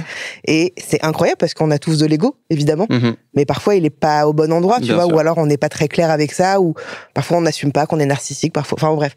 Et je trouve que c'est hyper intéressant parce que tu resteras ce que tu es, mais ça peut replacer parfois les exigences aussi, un petit peu. Bref. Ouais, non, mais de ouf. Comment ça se passe, justement, dans tes relations affectives? Parce que j'ai bien compris que quand t'es avec quelqu'un, t'as quelqu'un en ce moment? Ouais. Est-ce que t'as besoin que le couple, il sorte un peu d'une normalité? Non. T'as besoin d'être dans un truc de, on est monogame, non, pas le Ah, bah voilà, c'est ça que je voulais dire, pardon, je me suis mal exprimé. Non, pas du tout. J'ai pas une vision du couple, pour le coup, hétéronormée, c'est pas trop mon truc. Mais c'est marrant parce que quand tu dis ça, tu dis hors norme, mais c'est vrai que pour moi, ça paraît même pas du tout hors norme d'être en couple libre, mais parce que je conscientise même pas ce truc-là. Vous êtes en couple libre? Ouais. Ça fait combien de temps que vous êtes ensemble? Ça fait 4 ans. Ok. Ça fait 4 ans pour le coup, et c'est une personne absolument merveilleuse, et je suis très heureux de partager sa vie. Il fait le même métier que toi? Non, pas du tout. Que l'univers nous garde, vraiment pas. Ouais. Alors ça, c'est un truc, j'aurais pas pu. Ouais. Vraiment être avec quelqu'un qui fait le même truc que toi. Enfin, j'ai déjà, je pense, assez de choses à régler avec moi-même. Si en plus il faut que. Mais parce que je croyais que c'était, du coup, ta pote que tu mets tout le temps en story, Vespi. Je pensais que c'était elle. Ah non. Bah oui, je sais pas. Non, pas du tout pour le coup. Je suis avec une personne qui est pas du tout là-dedans, dans l'ingénierie. Enfin vraiment. Ok, d'accord. Ça n'a rien à voir, mais c'est très bien parce que ça contrebalance. Je trouve il y a un truc un petit peu. C'est au-delà de la stabilité, parce que je pense qu'on peut être troubadour comme comptable, que ça change absolument rien. La stabilité, c'est dans la tête, tu vois. Mais donc vous êtes en couple libre depuis le début? Pas depuis le début. Et avant, j'étais pas en couple libre, tout ça. J'ai eu justement des relations qui étaient très normées avant. On se trompe pas, on va pas voir ailleurs. Oh là là, ça. Le contrôle fric, il allait justement dans tous les aspects un petit peu de ma vie, tu vois. Notamment celui-ci, où j'avais ce truc-là en me disant si je me comporte de manière absolument parfaite et que je suis irréprochable, etc. Du coup, ça pourra pas mal se... En fait, j'ai appliqué ce que j'appliquais avec la bouffe dans les relations. C'est-à-dire que j'ai pris l'espèce de truc mathématique en me disant si tu appliques ça et ça comme ça, du coup ça peut pas merder. Ouais, parce mais que en du fait, coup il y a c'est parfait. toujours, Et là, tu te rends compte qu'en fait les relations humaines, évidemment, ça n'est pas la même chose et qu'il y a des paramètres qui rentrent pas sur une feuille de papier. Tu dis ça parce qu'on t'a trompé, parce que t'as trompé Je dis ça parce que oui, c'est arrivé des deux côtés et surtout c'est arrivé dans des situations où tu pensais que ça ne pouvait pas arriver. C'est-à-dire que j'en reviens à ce truc de penser faire tout ce qu'il faut comme il faut et te dire si je fais tout ce qu'il faut comme il faut, du coup la personne elle aura pas de raison ni d'aller voir ailleurs ni que ça se passe mal parce que du coup t'as tout fait comme il fallait. Et en fait tu te rends compte que ça n'a rien à voir avec ça. Rien à voir. Et on en vient à ces choses que tu ne peux pas contrôler et donc du coup avec lesquelles il faut composer. Donc plutôt que de me battre avec ça, j'ai appris à faire avec. Et je me suis dit du coup, en fait je peux pas empêcher quelqu'un d'avoir des envies, je peux pas m'empêcher d'avoir des envies. Piche, il faut que tu te rappelles de ça sur la bouffe. Voilà, réimprime ce que je suis en train de te dire. C'est la même chose. Mais grosso merdo, je peux pas le changer, donc faut que j'apprenne à vivre avec. Et du coup, j'ai changé la perception que j'en avais, les codes, etc. J'ai bougé les curseurs à tous les niveaux. Et je pense que les relations amoureuses m'ont prouvé qu'on pouvait changer des curseurs et véritablement prendre ça comme une nouvelle direction de vie sans avoir besoin sans avoir la sensation de le subir. Tu vois, là où avec la bouffe, j'ai encore la sensation de le subir, je me force à faire tel et tel truc pour avoir tel et tel résultat. C'est pas pareil, parce que c'est toi et toi. Ouais. Aussi, je trouve que ça concerne un autre truc. Ouais, mais je pourrais me l'appliquer, tu vois, avec les relations amoureuses en me disant pareil, il faut que ce soit comme ça. Et non, j'ai réussi à changer le curseur et à me sentir vraiment bien avec ça. C'est-à-dire que maintenant, je suis pas dans. Je suis admirative aussi, pareil. Ah, écoute. Non, mais c'est vrai, je suis vraiment admirative devant les gens qui sont dans un couple libre, qui sont dans un truc de t'as envie de ken ailleurs, écoute, très bien, tu m'appartiens pas, l'amour, c'est pas ça. Oui. Parce qu'en fait, j'ai passé cette espèce de step, en tout cas dans ma tête, de me dire comment on aime les gens. Ah, mais bien sûr. En vrai. Comment on aime les gens, et j'ai envie d'aimer les gens comme je m'aime et comme j'ai envie qu'ils m'aiment aussi, c'est-à-dire pleinement et avec des sentiments sincères, mais sincères avec un grand S. C'est-à-dire que il y a rien de plus toxique que de garder quelqu'un parce qu'on l'aime. C'est pas pour ces raisons-là qu'on garde quelqu'un. On garde quelqu'un avec soi si la personne est bien avec nous, si elle a envie d'être avec nous, si elle est heureuse, etc. Le mot garder n'est peut-être pas le bon, mais... En tout cas, rester dans la relation, du coup, tu vois. Mais ce truc-là d'être avec la personne et... tu vois, il y a cette... Enfin, je sais pas comment on le dit d'ailleurs, mais il y a beaucoup de gens qui disent aimer, justement, c'est être libre. Ouais. Tu vois, c'est t'as envie d'aller voir ailleurs, mais je t'aime, vas-y, tu ne m'appartiens pas. En fait, je veux ton bonheur. Oh my God. Le plus important, moi, j'ai déjà dit ça à mon mec, au tout début, quand on s'est rencontrés, je dis, voilà, il y a un truc où, si demain, tu rencontres une personne qui te rend plus heureuse que moi pour X raisons, avec qui, je sais pas, ça se passe bien, il y a quelque chose d'autre que tu veux créer, c'est un autre tournant de ta vie et tout ça, qui je suis, moi, pour te dire que, du coup, t'as pas le droit à ce bonheur-là? Je veux dire. Mais t'es pas dans une peur? La peur de quoi? Qu'il soit heureux? Ça me fait pas peur que l'autre personne... Ouais, mais en fait. Mais t'as raison. Mon bonheur, il passe pas par. Mais t'as raison de ouf. Tu vois, c'est d'ailleurs, on arrive vraiment sur l'espèce de paradoxe entre la mégalomanie que j'ai sur le taf et par contre, tu vois, humainement, j'ai rien à voir. C'est-à-dire que humainement, c'est vraiment pas. Oui, l'important, c'est le bonheur de l'autre en relation. Ah non, mais c'est qu'avec moi que je suis une folle. C'est qu'en fait, c'est souvent comme ça. Mais j'ai l'impression que du coup, t'es dans la surproductivité de taf et de exigence et de c'est comme ça et je laisse pas la place aux choses. Alors que dans ta vie privée, c'est vachement plus c'est cool, c'est free, on improvise et tout. Mais t'as pas l'impression que justement, vu que t'es surproductif, que tu fuis un peu certains trucs? Ah, le taf, oui, je sais qu'il y a un peu de ça. Oui, le taf, mais c'est une évidence. Moi, il y a un truc de... on me l'a déjà dit, ce truc-là. Si tu t'arrêtes de bosser autant, si demain, on te dit, tu fais une pause par rapport à tout ce que tu fais, tes trucs, etc., tu fais quoi? Toi, tu es ton travail, en fait. Tu comprends? Il y a un truc où, à un moment donné, en fait, je crois que je n'ai pas envie de me retrouver dans cette situation où qu'est-ce que je suis si je suis pas un artiste? Mais tu n'es pas... Alors, c'est aussi en développement personnel, c'est quelque chose qu'on apprend. Tu n'es pas un artiste, tu n'es pas drag queen, tu n'es pas chanteur. Tu n'es pas ça. Tu expérimentes ce truc. Tu expérimentes le drag, tu expérimentes la chanson, tu fais de la musique, mais tu n'es pas chanteur. Tu vois pas. Si, non, je capte, c'est que c'est pas ce que je suis par essence. Bien sûr, c'est parce que je suis, comment on appelle ça? Je me rends compte que, évidemment, tout ça, c'est du pro, c'est mes apparats, etc. C'est ce qui me permet d'atteindre certains buts et tout ça. Quand je me lève le matin, je suis juste moi. Tu vois ce que je veux dire? Et ça, j'en suis conscient. Mais c'est juste que être juste moi, ça me suffit pas. Je suis pas quelqu'un qui sens pas vibrer. Je me sens pas vibrer, etc. Tu vois. Mais à contrario, justement, je vais contrebalancer avec des moments aussi de vie où je suis. En fait, si je me prends la tête sur tout, je vais pas m'en sortir, tu vois. Donc en fait, dans la vie, j'essaie d'être un peu plus cool et chill. Et puis surtout, j'essaie de déconstruire plein de trucs. C'est-à-dire que même dans mon espèce de folie des grandeurs, j'ai déconstruit aussi plein de trucs qui font que du coup, j'arrive à le faire. En tout cas, j'espère de manière la plus saine possible. C'est-à-dire que je suis une bourreau de travail saine. Dit-il avec ça, tu vois. Avec des on dirait pas comme ça parce que la surproductivité et la grosse quantité de travail donnent toujours l'impression que du coup on s'auto-flagelle et tout ça. Mais on peut aussi, je pense, réussir à trouver des équilibres. En tout cas, récemment. Ouais, je pense. Récemment, je commence un petit peu à foutre des barrières là où il faut, tu vois. Dans le podcast, moi, j'aime donner la parole aux gens qui nous écoutent, dont il y a une question qui est choisie sur Instagram, qui va s'inviter désormais dans chaque discussion. Donc, si vous étiez là, vous diriez quoi à Piche ? Il y a Manon qui te demande, est-ce que tu as déjà eu peur, pour ta vie, dû à l'exposition et dû à ton métier, tes métiers ? En vrai, non. Ça m'est pas arrivé encore. Est-ce que du coup, t'as peur pour que ça impacte ta santé mentale ? Est-ce que t'as peur d'un burn-out ? Non. T'as pas peur de ça ? Non. Alors pourquoi ? Pour le côté les autres, tu veux dire ? Parce qu'elle dit la peur de... Ouais, c'est ça, oui. C'est surtout parce que l'exposition, c'est quand même... Enfin, tu vois, pour le coup, tous les deux, on expérimente ce truc-là. C'est pas anodin. Je trouve quand même l'exposition, c'est pas anodin. Et puis les métiers que tu fais, parce que drague, c'est un métier. Oui, bien sûr. C'est un métier. Donc, t'es drague et chanteur. Donc, tu vois, t'expérimentes deux métiers qui sont pas anodins, je trouve non plus. Non. C'est des métiers, j'ai été chanteuse, tu vois, donc je sais ce que c'est, tu vois. Donc, c'est... Et t'as pas... Il y a aucun moment où tu doutes, où tu te dis... Enfin, j'ai pas l'impression de ce que tu racontes. Alors, si, je doute, mais ça dépend... non, que tu doutes, mais t'as pas peur pour ta santé mentale. T'as pas peur de partir en... Non, j'ai pas peur pour ma santé mentale. Je suis... C'est bon, ça veut rien dire en vrai, mais comme je t'ai dit, genre par exemple, ça m'est arrivé après les JO un petit peu, tu vois, où je sens qu'à un moment donné, je peux plus assimiler ou ce genre de choses, et du coup, genre, j'arrête parce que ça devient trop complexe et intense et tout, tu vois. Mais c'est pas les autres qui créent ça. C'est jamais les autres, c'est jamais jamais les commentaires, les trucs, les rien. Tout ça, ça me passe complètement au-dessus. Et au contraire, en vrai, à chaque fois, en fait, je te dis, j'en ai fait un jeu et un truc, par exemple, avec Vespi, on rigole beaucoup, tu vois, quand on a des vidéos un peu qui percent à la con, j'en sais rien. Quand on commence à se retrouver... juste pardon, Vespi, c'est une autre drague. Hein. Vespi, c'est une autre drague, c'est ma meilleure copine. Ouais. Quand on a, je sais pas, certains types de commentaires qui arrivent sur les vidéos et tout ça, on finit par se dire, ah, ça y est, ça fonctionne. Ouais.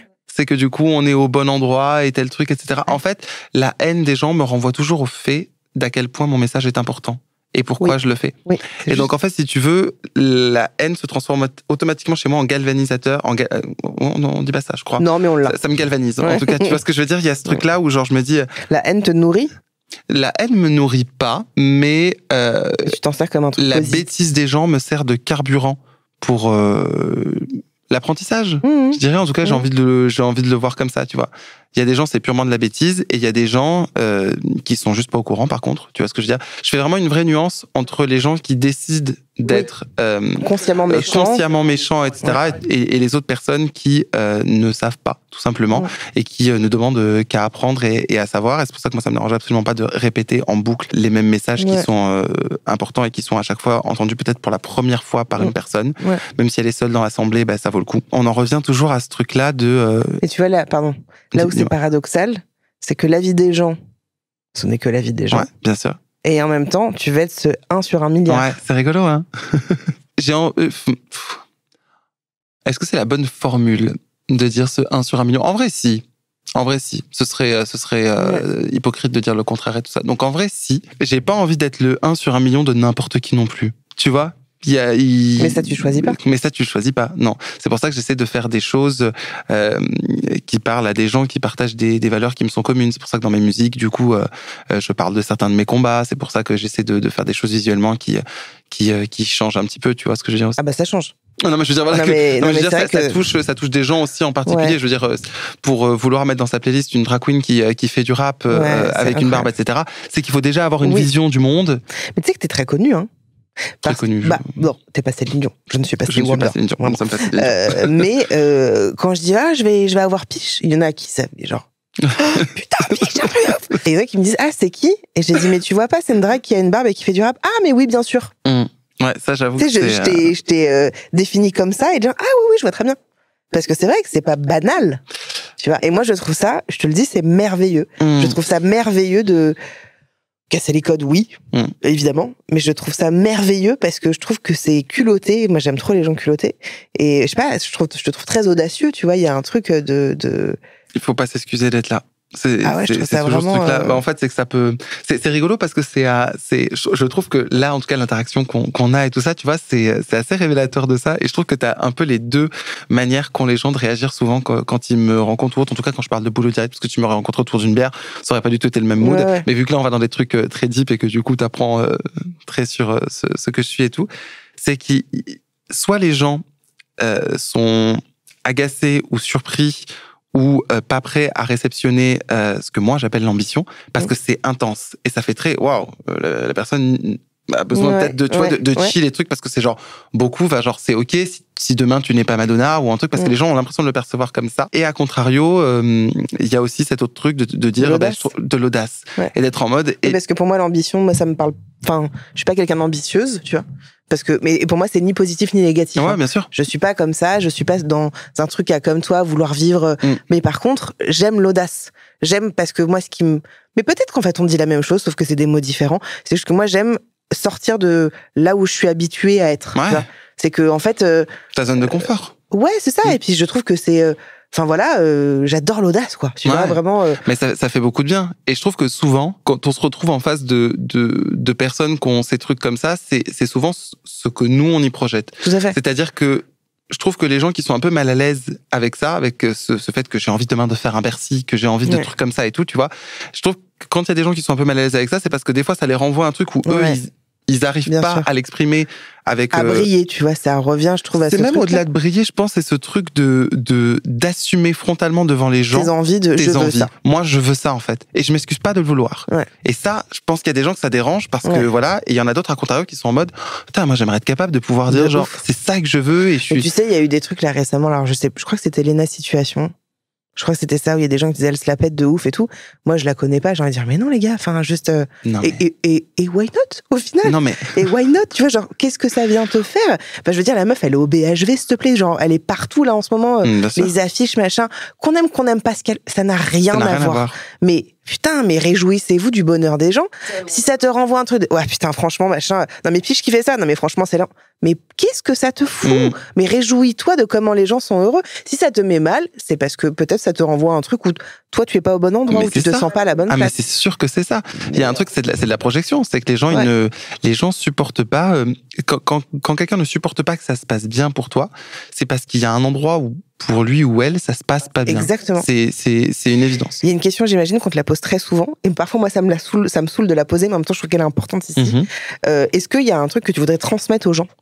Est-ce qu'il y a quelque chose dans ce que tu fais, dans tes métiers, que tu as envie de transmettre aux gens? Pourquoi tu fais ça? Est-ce que t'as les valeurs que tu as? Enfin, j'en sais rien. Est-ce qu'il y a peut-être des gens qui veulent se lancer là-dedans et qui osent pas par peur, se lancer là-dedans, dans la musique, dans le drag, whatever, en fait, et que, tu vois, tu auras envie de leur dire?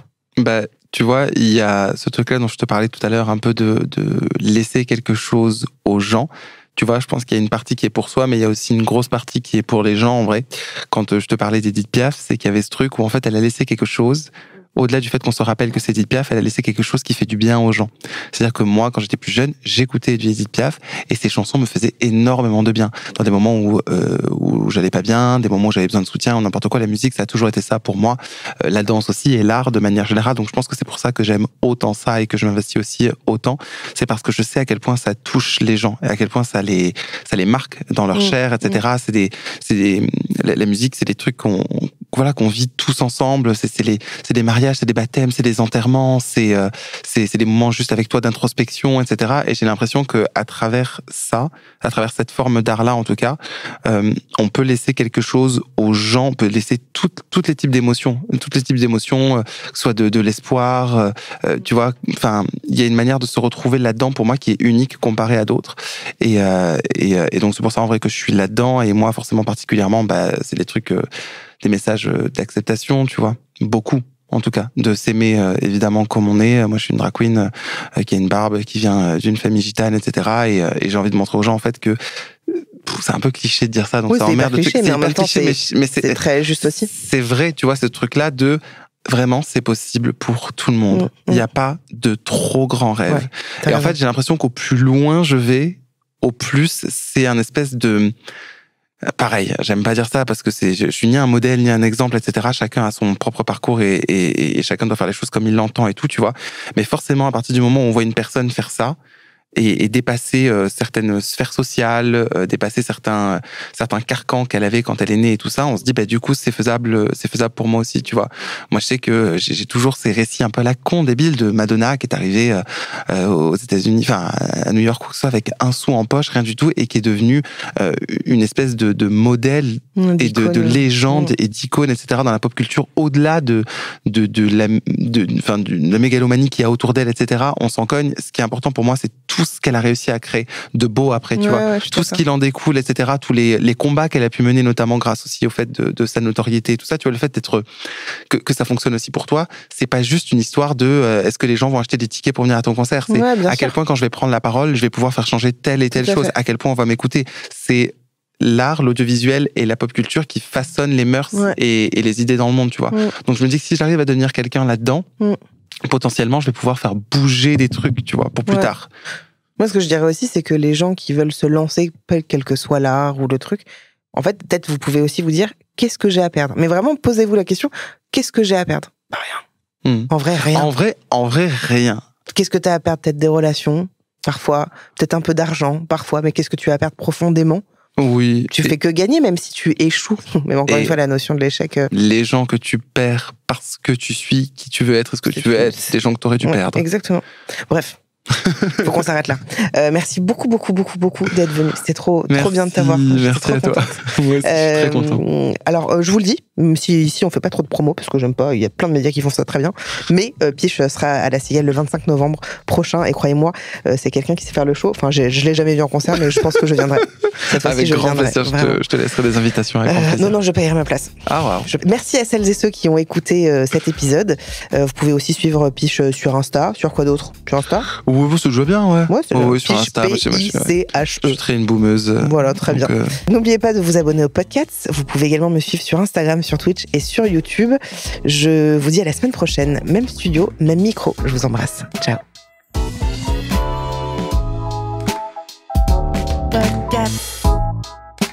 Podcast.